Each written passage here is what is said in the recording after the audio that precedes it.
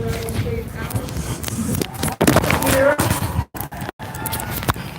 along with my colleagues that are behind me, I got Representative Nick Froelich. Hey folks, we're coming up to the Demand Action rally for sensible gun background checks and other stuff, I guess, here at the City and County of Denver. Senator Rhonda Fields just ran in, folks. And I got Senator Jeff Bridges. People like that to make change, they're ready for it to do it. Well, Colorado has many strong gun violence laws. Most of our neighboring states do not. Just look at Arizona. They don't have a red flag law. There is no way to temporarily suspend a person's access to guns, even when there is evidence they pose a danger to themselves or others. And people who shouldn't be allowed to have guns can easily buy them without a background check by finding an unlicensed seller online or at a gun show. Now it's time for Senator Gardner to act on a federal level. Senator Gardner? He's here? No way. Just an aside that I want you on, I have made this very clear. I will make it clear once again. Senator Gardner, I have tried to have a conversation with you for in excess of 7 years. Okay? As a parent of a murdered child, I have shown up at his office in Washington, D.C. on a number of occasions. I have shown up at his office here in Denver.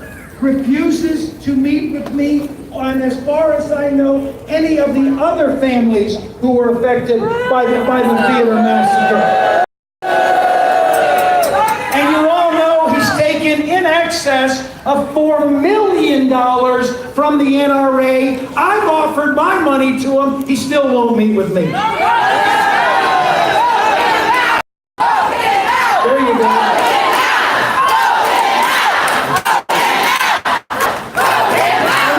We need strong federal background checks on all gun sales and a strong federal red flag law. The vast majority of Coloradans support common sense gun laws, and Cory Gardner should show that he's listening to Coloradans by supporting background checks on all gun sales and a strong federal red flag law.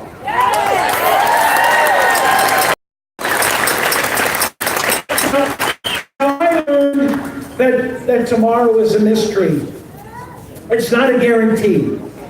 100 lives will be taken today in the United States by gun violence. We have no tomorrow. The time for action is now.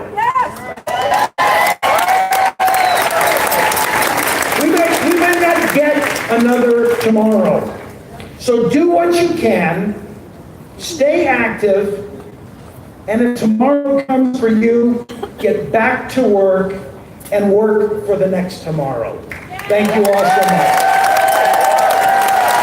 You need to get a new stand with a cold shoe so that it will hold your microphone. Tom Sullivan. Yeah, you need a thing. It's called with a cold shoe. For like $10. Action we came for today, and nobody embodies action more than Moms Demand Action founder Shannon Watts. A mother of 5 and a full-time volunteer, Shannon founded Moms Demand Action in the days following Sandy Hook. In the 6.5 years since, Moms Demand Action has worked with legislatures and communities in every state in the nation to pass common sense, smart gun laws that save lives. Please join me and give a round of applause and welcome my friend Shannon Watts.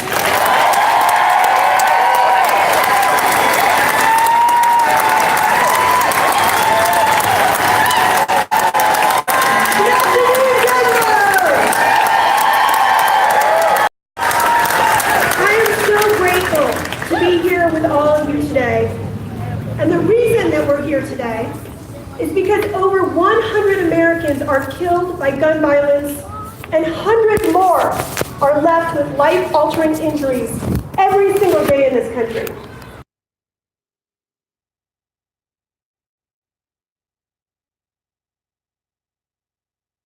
many more in the predominantly Hispanic border town of El Paso, Texas. One day later, we woke up to more horror.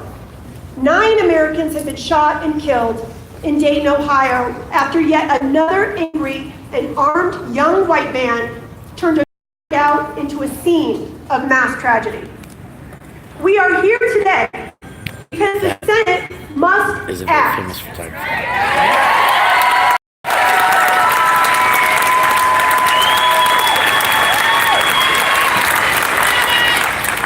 Senator Cory Gardner must act.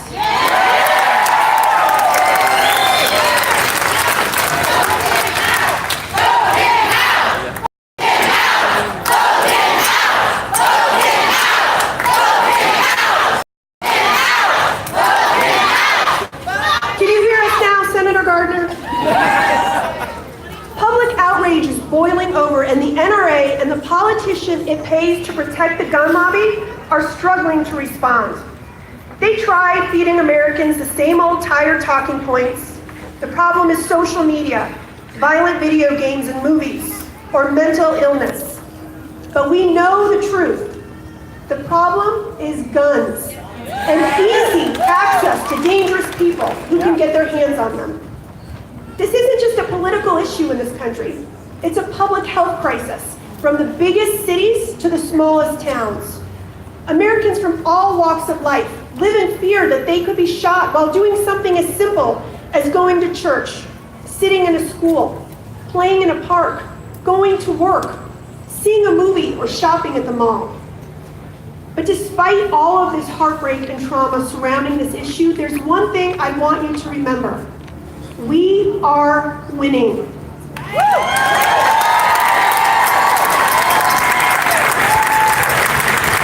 In 2019 alone, 17 states and the District of Columbia passed 38 gun safety laws, including background checks and laws that keep guns out of the hands of domestic abusers. In a state that requires background checks, 47% fewer women are shot to death by intimate partners.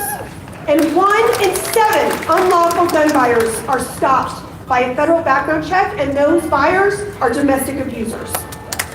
We have already seen enormous momentum on ERPOs, otherwise known as red flag laws or emergency risk protection orders, including this year in Colorado, thanks to our friend Tom.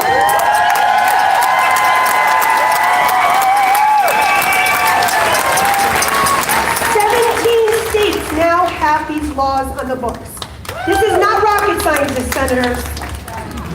Ohio's Republican governor, once endorsed by the NRA, just proposed this law in the wake of the Dayton shooting.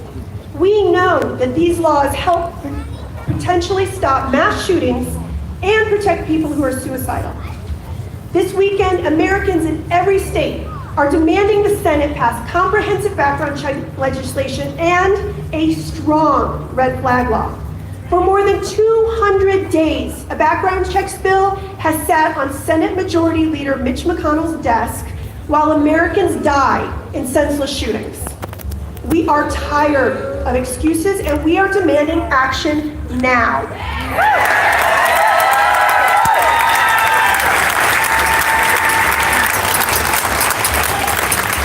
But regardless of whether the Senate acts or stalls, and they try to slow walk life-saving legislation, they will not stop our momentum. We will take our outrage and our activism, and we will make sure there is hell to pay in the elections in 2019 and 2020.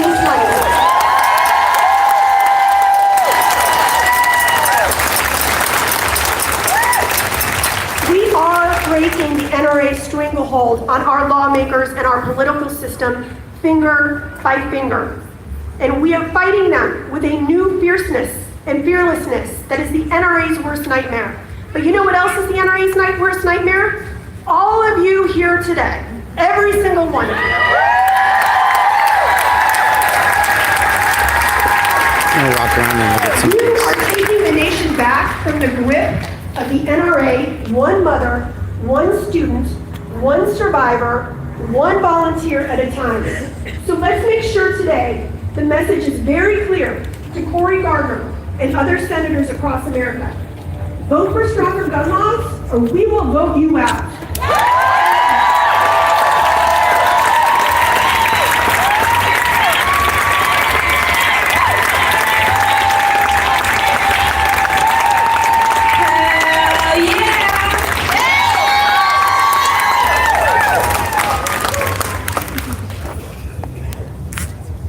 Gun violence is not reserved to the high-profile mass shootings and school violence we are all too familiar with. Every single day in our country, communities of color are disproportionately affected by gun violence, including police shootings. No, their heads, Typically, their heads out. these are the names we will never say, No, it's okay. we will never hear. Our final speaker today knows the pain of gun violence, and as a community activist, gives a voice to and was supposed fights to for be there. those who cannot include her, including her brother Javad. I was supposed to be Please there. welcome my friend Maisha Fields.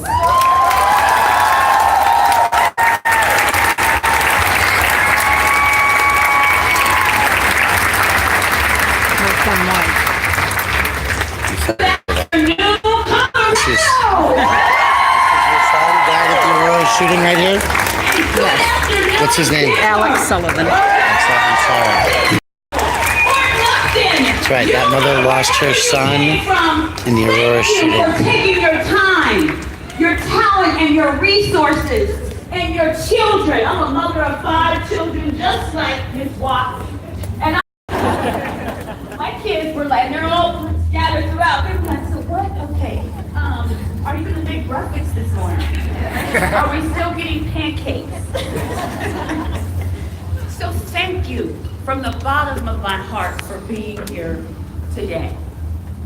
My name is Maisha Fields, and I have the privilege and honor of being the sister of Javad Marshall Fields and Vivian Wolf, and the daughter of Senator Ronnie.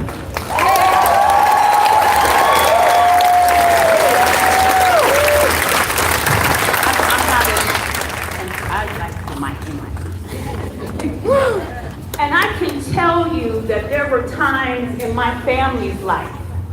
My brother was murdered on June 20th of 2005, 30 days after he graduated from Colorado State University.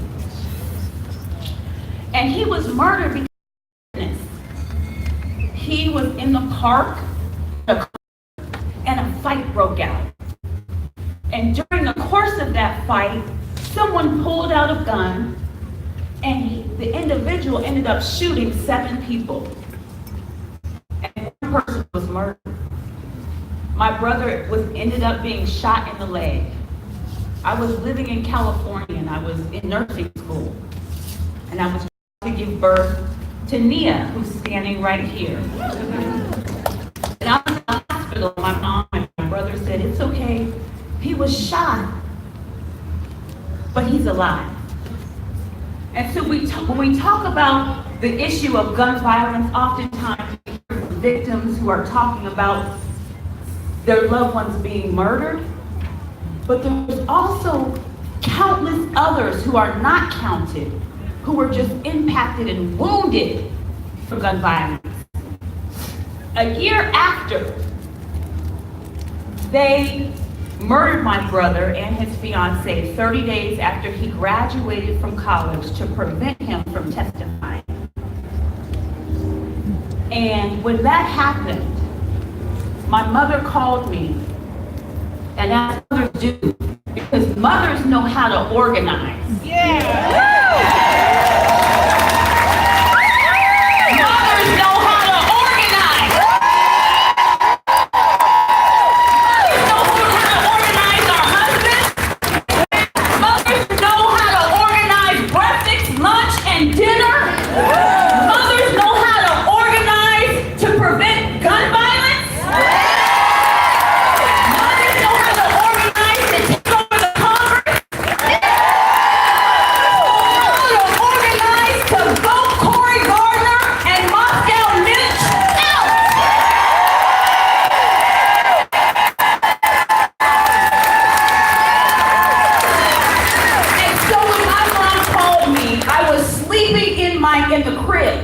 I was sleeping in the crib of Nyla, one of my other daughters who's here, because you ever have a child who doesn't sleep very well, so maybe sometimes you drive them around the block, and then you're like, that didn't work, and then you get in the crib. So I was in the crib with her, like very uncomfortable, and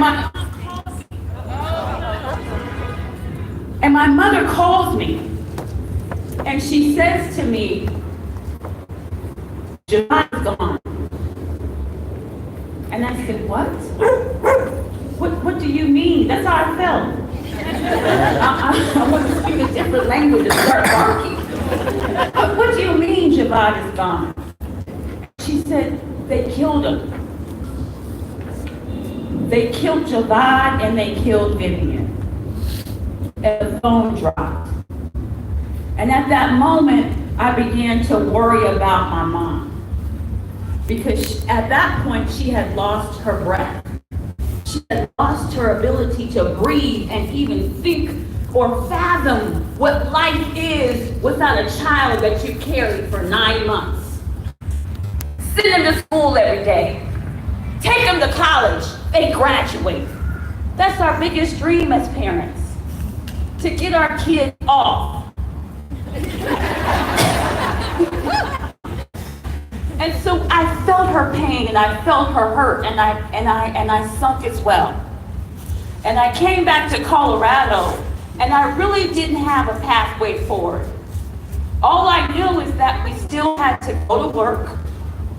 In spite of our trauma, we still had to pay the bills and we still had to live. And after you lose someone is the hardest thing you can ever do. And when I got back, I met these women with red t-shirts on from Boulder, Colorado. And my mom said they gave me life. My mother, Rhonda Fields, said I couldn't put my oxygen mask on. And so I know that there are days and times we've been to Cory Gardner's office, we've asked him to do things and he says we're patronizing him. We've heard from Donald Trump and he oftentimes says there's no political appetite for gun reform. That is a lie. I want you to know and understand from the bottom of my heart that this movement is about, not just about victims, but it's about you all, moms who breathe life into women like my mother and Mitra Bell, whose son was just murdered a week and a half ago. You stand when we cannot stand. You breathe life into us and say there is a will, there is a way, and we can do it. And when we fight, we win.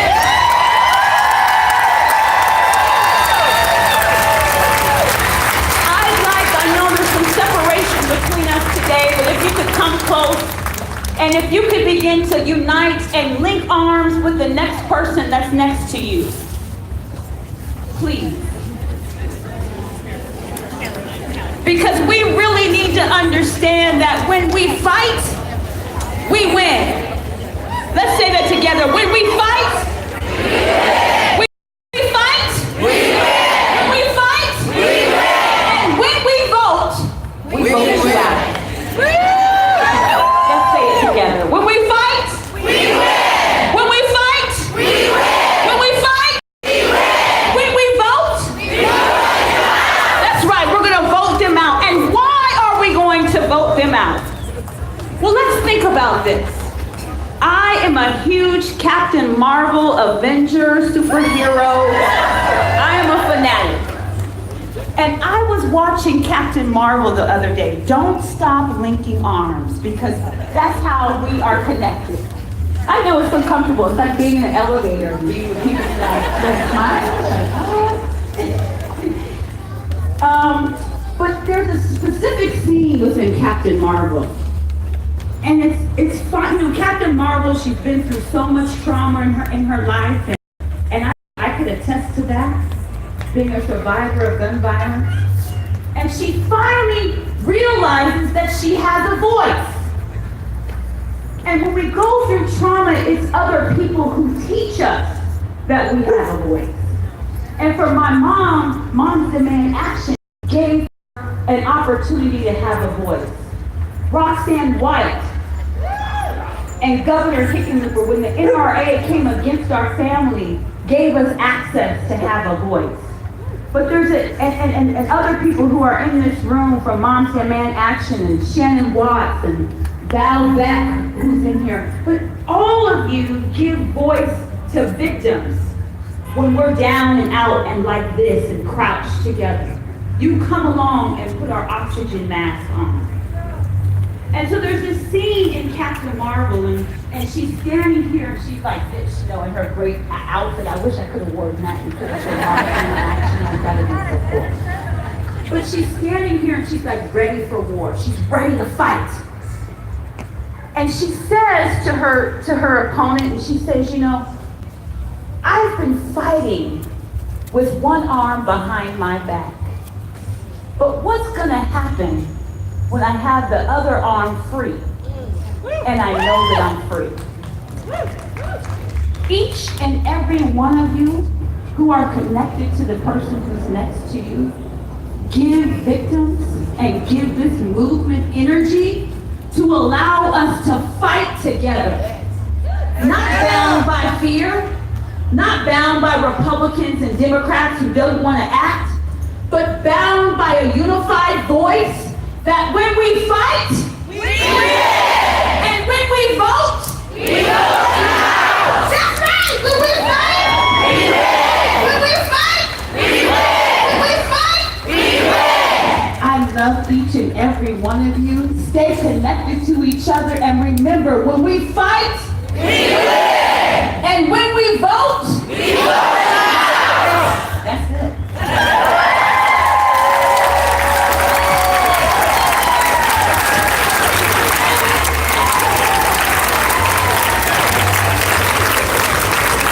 He wasn't worried about the freedom of the press, was he? Yeah. How could I possibly follow my Asia fields? I'll give it the good old college try. No, I'm with Occupy As she Denver. said, there are many faces and voices of gun violence on this stage, and I really wanted to take a moment to honor the family here next to me. We must honor and acknowledge the daily horror of shootings in America, and we must say their names. This poor family just lost their son, Devon, and so I want us all to say his name. After I say it, all right, Darrell. Say his name. Say his name. Say his name. And now we promise to help families like this. We help each and every one of us in this community. We join arms once again. And we say his name one more time. Thank you. We have one more speaker to introduce today, and then we're going to do some call-in chanting and wrap things up, get fired up, and go make some action happen. Are you They're guys not listening? going to march. Remember that. They will not march. It's really important that we have folks with influence on our side. And celebrities help us in this movement every single day. I would like to introduce Mark from Nathaniel Ratecliffe and the Night Sweats.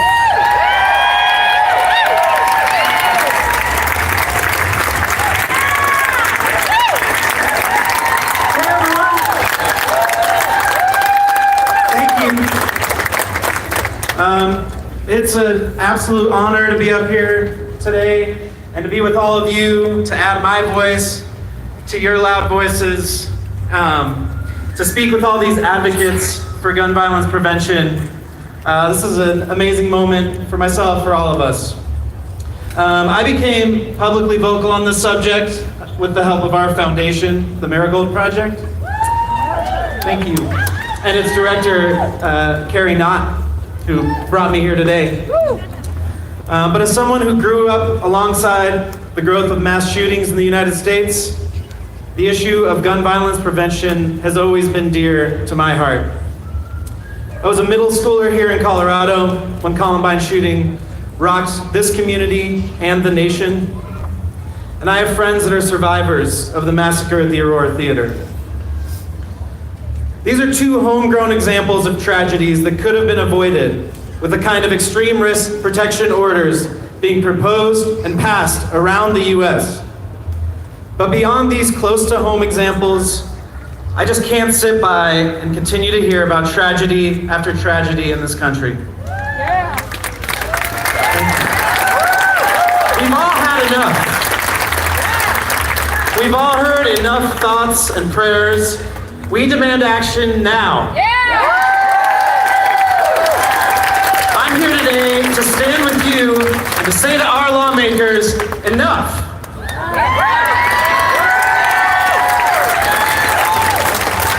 We are tired of waiting. We are tired of asking. We are tired of being mad, especially when we know there are solutions. We have heard enough, and we have had enough, and we demand action. If you are angry, frustrated, heartbroken, then let me hear you say enough. If you know we can do more to prevent the everyday gun violence impacting communities of color, then tell our lawmakers enough. If you demand that our senators take action to address the alarming rates of gun suicide, let me hear you say enough. If you're tired of black and brown people dying on the streets in our communities, then tell lawmakers enough. If you want to disarm hate, which is attacking people of faith and our LGBTQ neighbors, then tell our senators enough. If you're tired of listing off cities that have experienced one mass shooting after another, tell our senators enough. If you are tired of working harder than your lawmakers to prevent gun violence, then tell them enough. If you are pledging to do everything in your power to end gun violence, let's all say enough.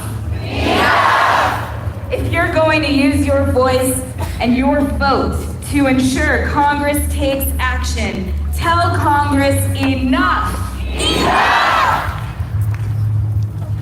We are not going to stand idly by while 100 people are shot and killed in this country on a daily basis.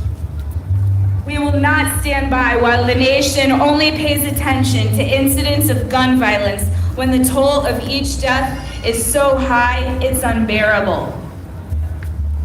We know the impact of every life taken is unbearable. 100 lives aren't in the news every day. Death by gun suicide is overlooked. City gun violence is overshadowed. But we are here today to say enough to all gun violence in all forms. We have had enough, and we demand Congress change our laws, or we will change Congress. Thank you to everybody who came out today. We could not do this work without you.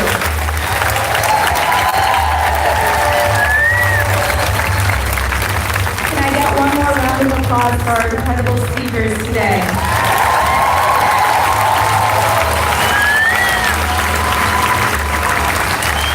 You know what to do next, folks. It's time to take action, get more people into the fold, and make sure that they vote. Thank you. Thank you, ladies and gentlemen, for joining me. This has been a production of Cut the Plastic, Environmental Mitigation Services, Go over to this and side so the you can get a big group picture. live streaming efforts to focus on all activism, constitutionalism, and efforts to promote free speech, whether you agree with it or not, whether I agree with it or not. Here in the state of Colorado, we're at the Greek Theater in downtown Denver. And this has been the Moms Demand Action for Gun Sense in America Day of Action Rally. There have been rallies across the United States happening today, probably many of them simultaneously. And we caught the first one here at the Greek Theater that we've seen in Denver. So thank you all for joining me for another action. Remember that I have been at the gun rally supporters, videotaping and live streaming them as much as I have on this end. We are showing the efforts and how they work regardless of viewpoint. This is the big group photo, but I'm gonna go to work. I'm gonna do my signature gathering at this point. So thank you all for supporting the channel. I support you all for appreciate you for supporting the channel, for sharing, spending some time with us today. Look for another live stream. For the photo, we are going to do a sing-along. Please join us. I believe there's a thing at 3 o'clock today that I'm supposed to be at as well. Call and response. So you don't need to know anything. We are standing We are standing for our victim brother. for our victim brothers. We are standing with them all. We are standing We are standing with our victim sister. with our victim sisters. We are I want to make a point of the things that we heard today, since we're here. One of the things that they support here is taking guns away from individuals who have a history of domestic violence and who live with their victims. Personally, since I know that the rate of domestic violence in police families is something like 40%, that means that cops who participate in domestic violence would have their guns taken away from them. Maybe that is something that we need to consider, whether their jobs should be taken away from them if you have a history of domestic violence and you're a beater as a police officer. Something to think about. These people say assault weapons, policy changes, something may need to be done. You're right. You can walk up here with a gun and shoot 80 of these people down all of a sudden, and it would prove their point, right? I own guns. I agree with that. Right to the Second Amendment. The Second Amendment protects the First, right? But are there sensible things that can be done so that angry white people don't have guns? Paul Cashman, City Council Representative, District 7. What are your thoughts today? Six. My apologies. Six. Quite all right. Well, it's a wonderful gathering. It's probably among the most important work we have to do. I've got grandchildren who've never known anything other than fear when they go to school every day. It's ridiculous. I can't stand. We used to have tornado drills and fire drills. We never had gun drills when we were kids, right? Right. Now they have active shooter drills. Right, they It's carry their ridiculous. cell phones so they can be contacted in case of a shooting. They shouldn't be thinking of that. That's very true. What's your stance on the carbon tax efforts? We're moving in the right direction. And you signed that ballot initiative yourself? Yeah. Okay, very good. Appreciate your time, sir. Have a great day. Thank you. So that's it, folks. We got an interview out of Paul Cushman, District 6. And we're going to go talk to people, get some signatures. Thank you all for being here. Have a great day. Look for the pedophile protest. They're selling alcohol where teens will be dressing in drag. That's children under the age of 18 will be dressing in drag for money and tips on a stage. So there's gonna be alcohol sold to adults while that's happening. So we're gonna share that later today at 3 o'clock, I believe it is. Look for that live here, CutThePlastic in downtown Denver. We Thanks for have a joining me. lost iPhone